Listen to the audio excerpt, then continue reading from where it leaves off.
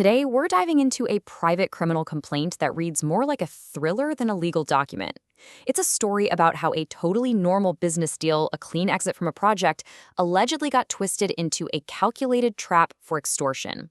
It all starts with a couple of signatures, but it ends with some really serious accusations of fraud, intimidation, and a demand for a whole lot of money. So that's the big question, right? How does this even happen? We're going to trace the exact steps laid out in this complaint to see how a developer who thought he was completely done with the project suddenly found himself tangled up in a lawsuit and, as he claims, being blackmailed. Okay, first, let's meet the cast of characters in this drama. You've got the original builder. He's the one who filed this complaint. Then you have the Housing Society's top brass. That's the president, vice president, and secretary. They are accused numbers 1, 2, and 3. And rounding out the group is the new developer, the guy who took over the project. He's listed as accused number 4. So let's start at the very beginning with how this was all supposed to go down. The entire story really hinges on what should have been a very simple, clean, and final exit for our original builder.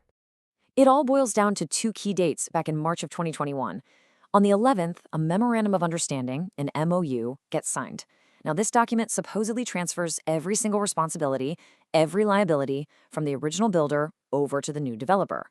Then, just 4 days later, on March 15th, the Housing Society signs its own new agreement directly with that new developer. Boom, the switch is official. As far as the original builder was concerned, that should have been the end of it.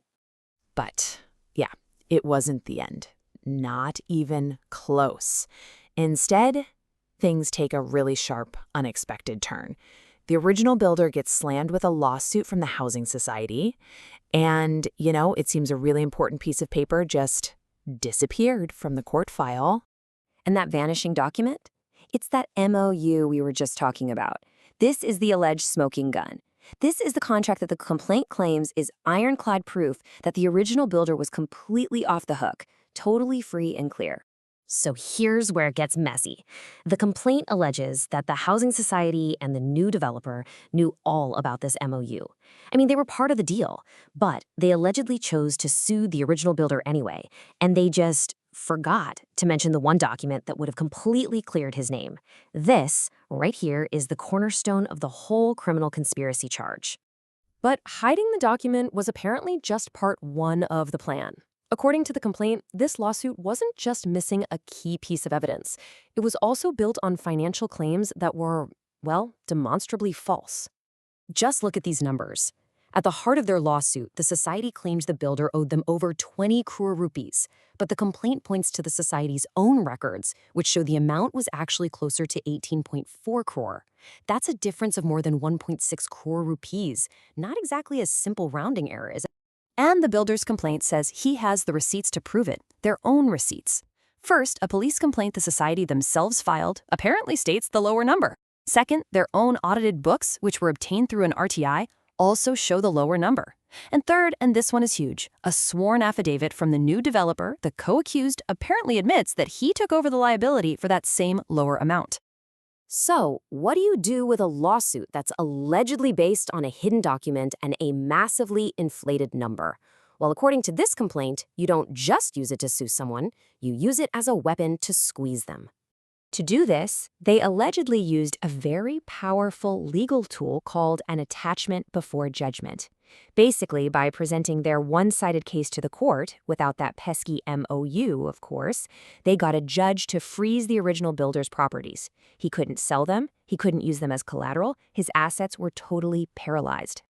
The complaint lays out the alleged playbook in 4 simple steps. Step 1, hide the document that proves the guy is innocent. Step 2, file a lawsuit with a bogus, inflated financial claim. Step 3, use that false claim to get a court to freeze all his assets. And then, step 4, once his back is completely against the wall, you make your demand. And what was that demand? A cool 1 crore rupees. You can imagine the situation. He's facing this lawsuit, his properties are frozen, his business is at a standstill. The complaint says he was put in a position where he felt he had no choice but to pay up. And the complaint is crystal clear on this point. This quote says it all. This payment was not a settlement. It wasn't voluntary. It claims the money was extracted, forced out of him using the fraudulent court case as a threat. Okay, so that's the alleged trap. But the original builder didn't just take it lying down. Now he's fighting back.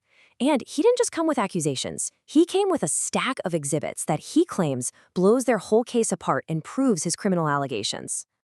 First up, the star of the show, Exhibit C1. Remember that vanishing document? Well, here it is. The complaint presents this as the definitive proof that all liability was transferred and that this document was deliberately kept from the court. Next, they pull out Exhibit C5. This is the society's own audited financial statement. This is the document that allegedly proves their own books contradict that 20-core claim they made in court.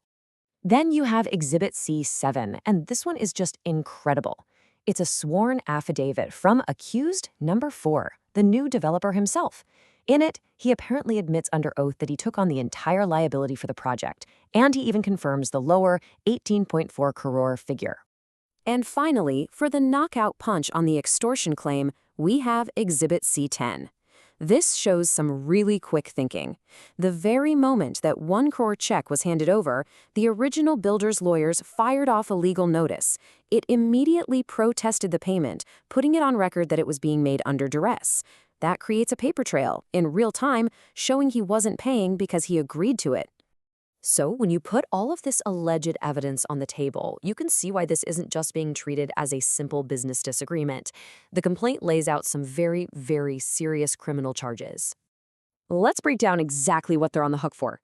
First, criminal conspiracy, for allegedly hatching this whole scheme together. Then, fabricating evidence, which is for hiding that MOU from the court. Cheating, for knowingly inflating that financial claim. And of course, extortion, for using the whole sham lawsuit to squeeze out that 1 crore payment. And look, these are no slap on the wrist charges. Every single one of them carries a potential maximum punishment of 7 years in prison plus fines. And all of this leaves us with one really fundamental question. Our legal system is supposed to be a tool for justice, for resolving disputes fairly. But what happens when, as alleged here, that tool is twisted into a weapon? It really makes you think, where is the line between playing legal hardball and committing a crime? That's the question right at the heart of this whole case.